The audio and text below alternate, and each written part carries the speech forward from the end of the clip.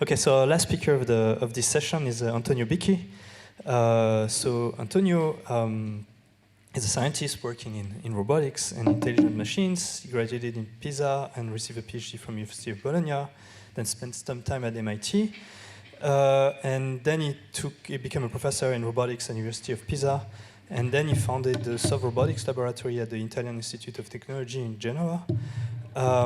He's very famous in robotics. Among other things, he created the IEEE Robotics and Automation Letters, and over the past few years, he's been working on building, I mean, more than the past few years, decades, working on building artificial hands. And today you're going to talk to us about bots and men, and very much looking forward to your talk. Thank you. Thank you, Ludovic. Thank you, everybody. It's been a great pleasure to be here. 10 years since I came last time for the inauguration of Jean-Paul. It's really something that struck me, not just because Jean-Paul is not here longer, but because of the fact that so many of my friends felt the same. I think this was, and today is even stronger because we are talking, and it seems to me that many, many things we are saying have been influenced so deeply by this group of people, by Jean-Paul mainly. So I'm going to speak about bots and men for those who haven't read Steinbeck of Bots and Humans. Robots are something that fascinates us because basically because we in robots see our reflections, and sometimes it's like Narcissus. We really spend time in looking at the nature of artificial things and admire ourselves. But so this relationship between natural and artificial, or between body and mind, is something that is coming back and forth. Ken has mentioned that already. What we do is we try to study intelligence per its embodiment. I think this is what defines robotics with respect to pure AI, as we just saw in the last talk. And this is a picture that Ali, for instance, has also shown before. The work that we do tries to build machines that build on top of the understanding we had from nature. Human motor control, psychology, neuroscience inform our cognitive models. The artificial intelligence we use, the humanoids we build, the very motors, the actuation, the mechanics, and then the sensors, and then we try to understand better by recreating. Behind this idea that is common to many of us is an assumption that I recently discussed in a talk, and there is a paradox, really, because we are building lessons from, we believe that body are important to intelligence, and then we try to learn lessons from body A that apply to body B, but body B is completely different from body A, so how can it work? And the only way to do this is through the use of mathematics, of course. We need to abstract lessons from one domain, from one body type, to something that is more general, mathematical, if you want, build a science, to build a science of embodied intelligence. And here, of course, I cite Galileo, who said the universe is a book that is written in mathematical terms.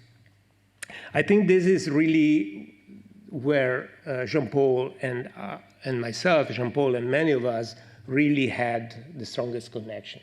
This idea of trying to understand at a higher level what happens. I'm very glad that Ken showed this already. This is something we did back in 1996. You mentioned that, and he also have a website where I pick this picture every time because I tend to lose it. So this idea was, this workshop was about minimalism. Trying to find the simplest solution to a given problem or set of problems.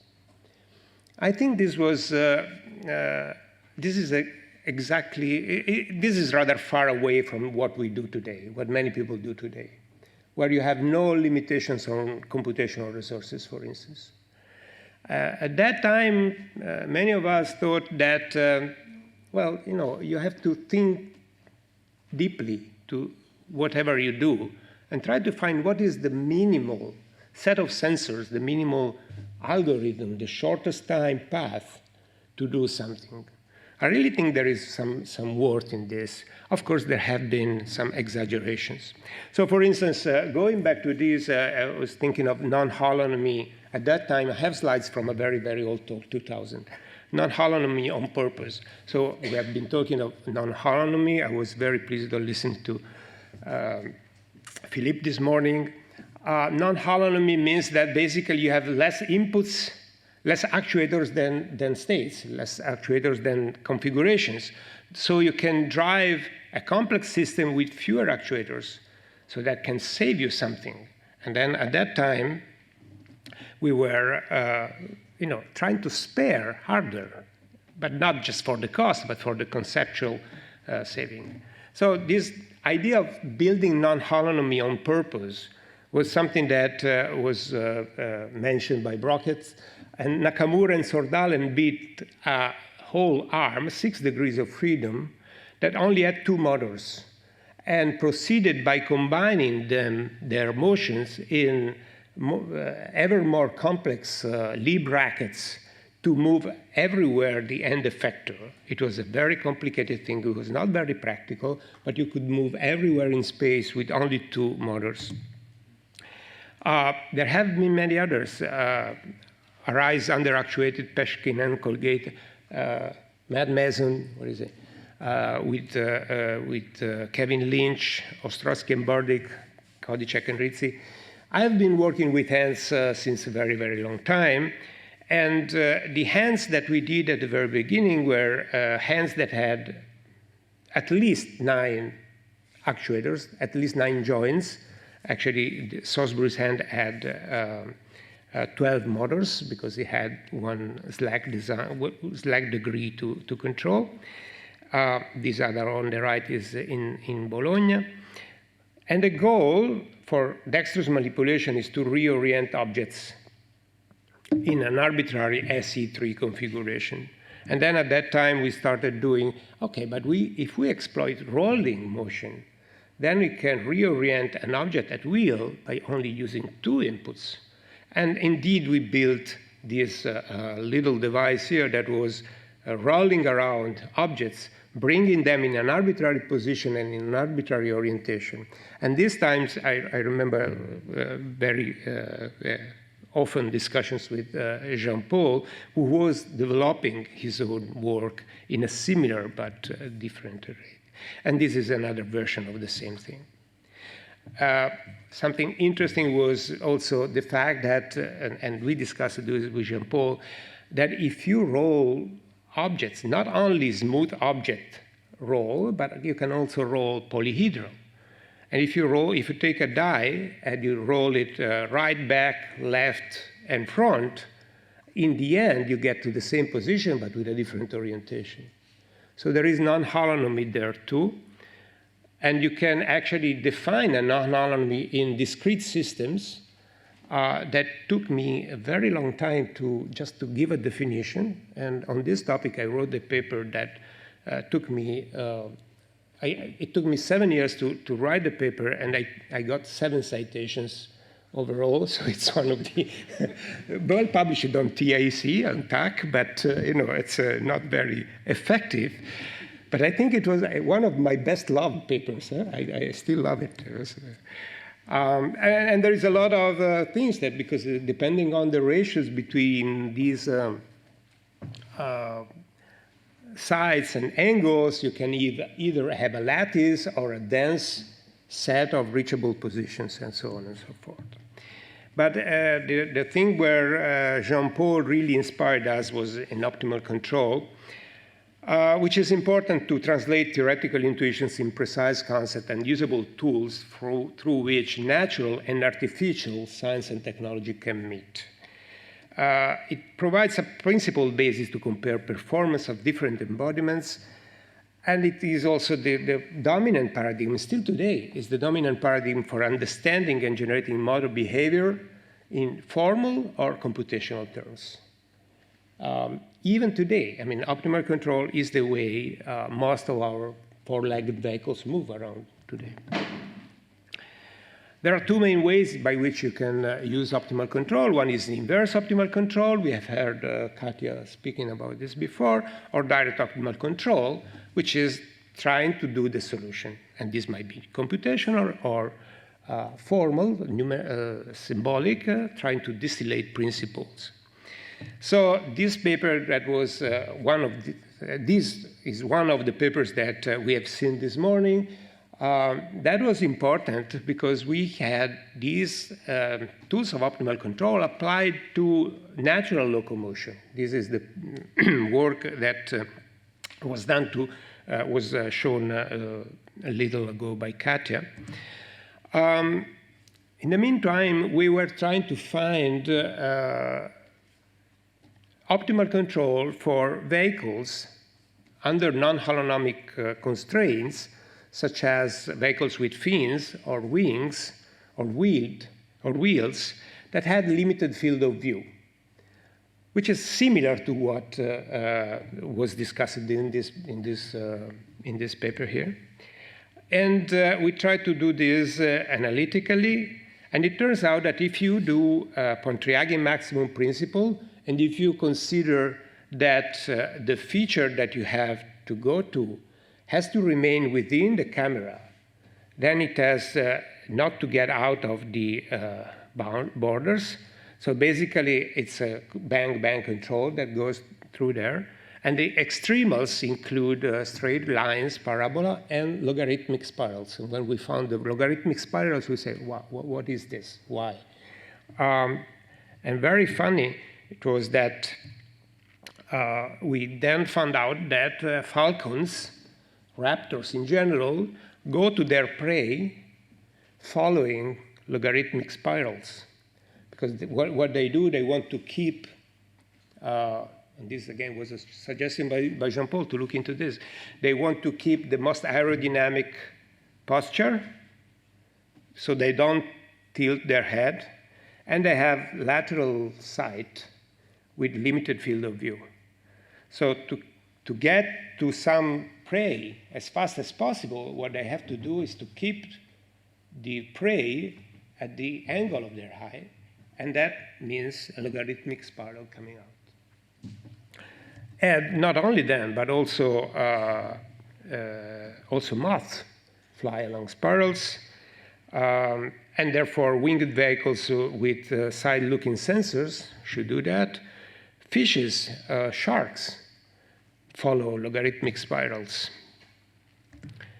And humans, to the approximation given by the studies that we had from Jean-Paul's and Katya's group, also follow rules that can be reconstructed by these extremals. So that was work by Paolo Salaris and Lucia Pallottino, myself, and others. And that was very fun to remember. I must say that today it's been kind of strange because I started out listening to talks, and in some sense these talks were giving me a hand to make a shorter talk because they were already introducing many of the things that I'm saying. On the other hand, they were recalling me things that I had almost forgotten. And I said, oh, wow, but that was also that thing that we did with Jean-Paul. And that, so I was putting more slides in the talk.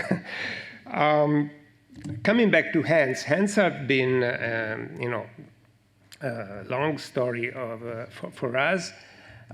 Human hands are very complex systems with incredible number of nerves. There are 350,000 nerve fibers that go to the hand, tendons, nerves, and sensors, receptors in the skin. And the question that comes to mind is, again, how can the brain cope with this complexity? And again, my, I would say, obsession with simplification, making things simple, which is Not easy, always. We're not, I must confess, we were not very happy with this non-holonomic planning. But we wanted to have hands that used less than 19 motors. Not just because we were stingy on motors. Because I don't believe that a person that uses a hand, for instance, as a prosthesis, can afford the attention of moving 19 degrees of freedom independently.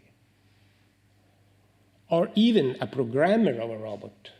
You don't want to write programs that deal with 19 and think of where the pinky should be when I grab an object. So we came up with the idea of synergies, considering synergies as constraints that the embodiment imposes on the learning and control strategies. Therefore, not mere bounds, but rather the definition of the freedom. And these synergies are at all different levels. In a project that we had some time ago, it was called The Hand Embodied, with some colleagues that are listed here. Aline was one of them. We defined this architecture where you have these synergies that basically are abstractions that go from sensors, for instance, to abstract percepts, or from motor commands to the detailed implementation in the motor apparatus, but also sensory-motor synergies, which are the early loops that are closed between the motor behaviors and the sensory behaviors. Now, synergies turn out to be everywhere. Since then, we have discovered that synergies are at every level in the architecture. Of course, they are at the kinematic level, where you can observe them by just making the statistics of how people move the hands and taking the first principal component, but also at the muscular level, in the cortex, and even in the spinal motor neurons that speak to our body.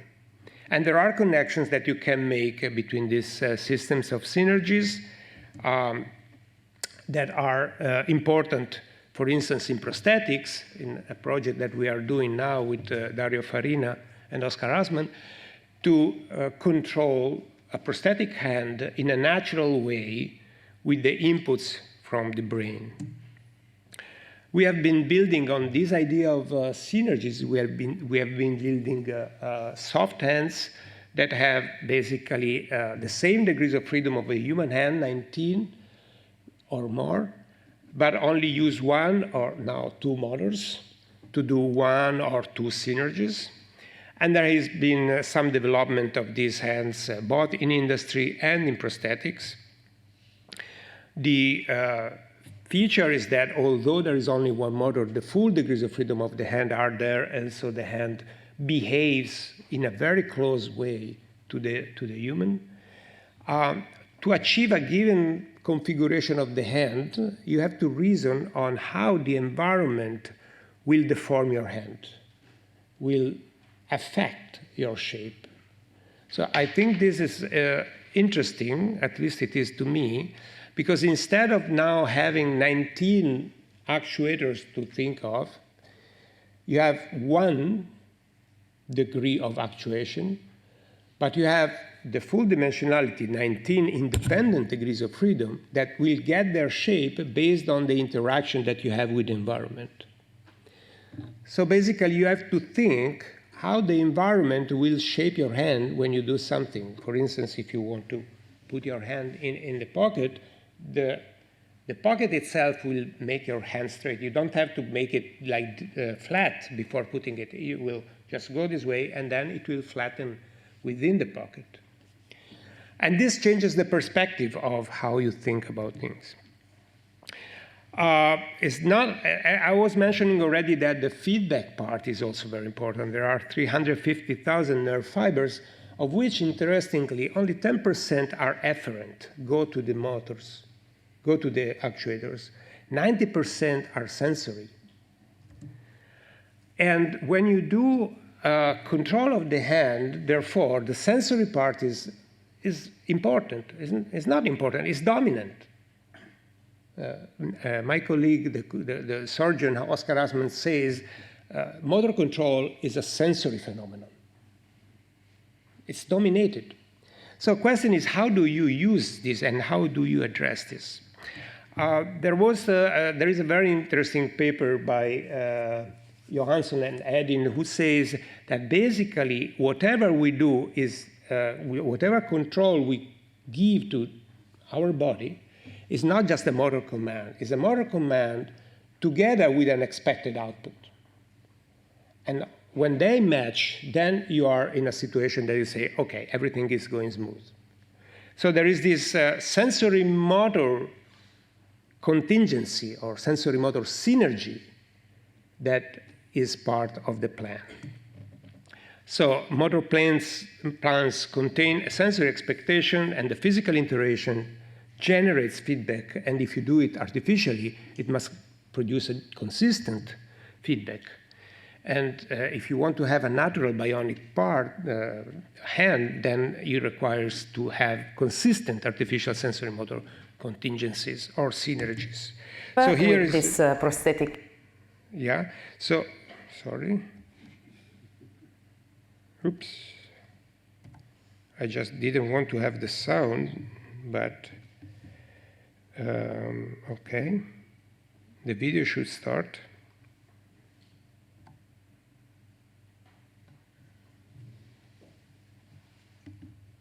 This competition for me means really being in a great team, in a special team. I really feel the support of all the members. Being there in real life, this competition for me means really... Yeah. So here are some videos, not showing very well, some videos of the prosthetic hand and the kind of abilities that you get out of this minimalistic, in some sense, design.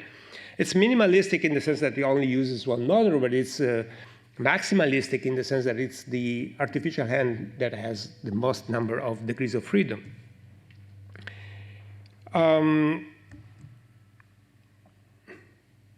Okay.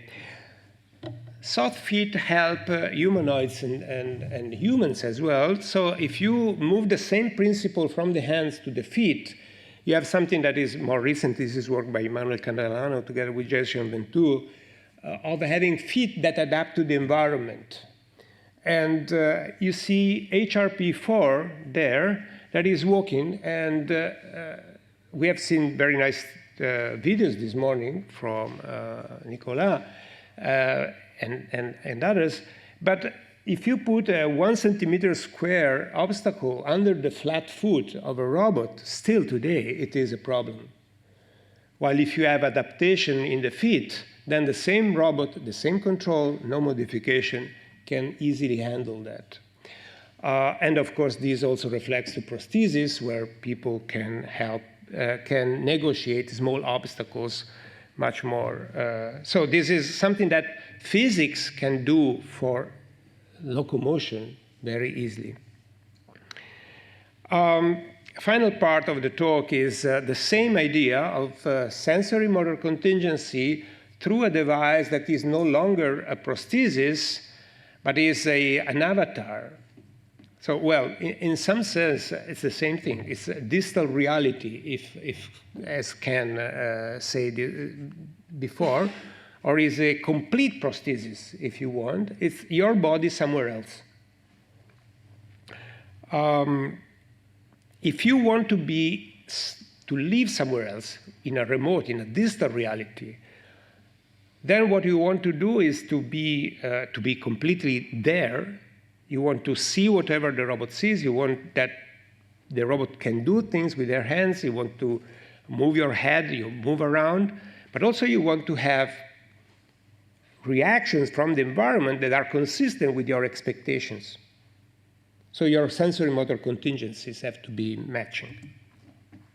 And we have done this in several cases. We started in 2016 with a robot that we sent inside an earthquake, a humanoid that we sent inside a house with an earthquake, just to use the extra capabilities of robots to assess, for instance, the damage in the house.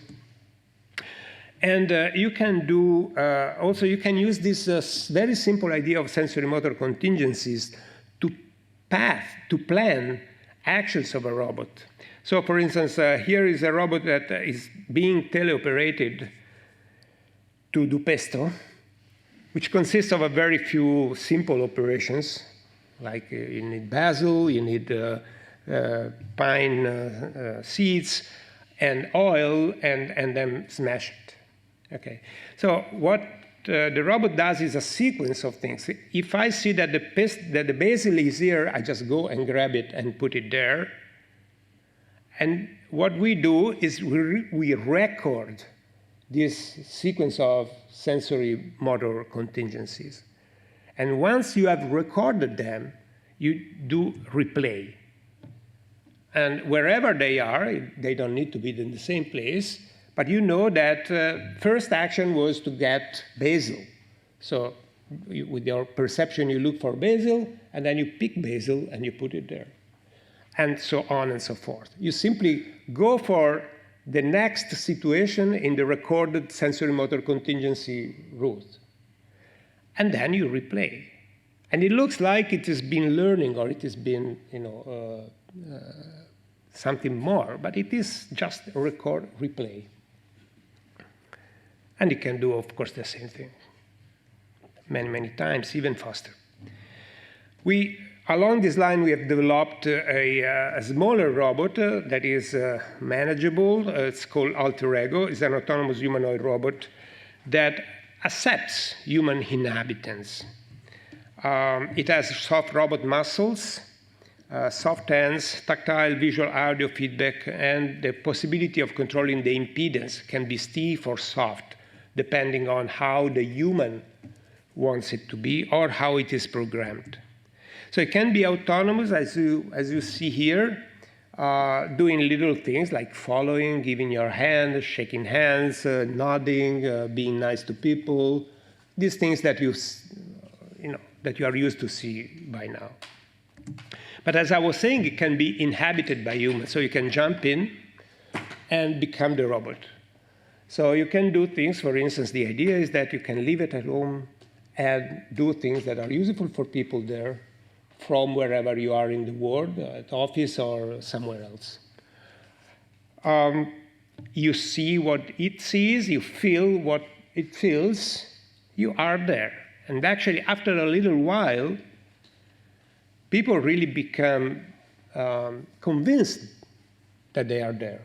We tend to forget that you are there.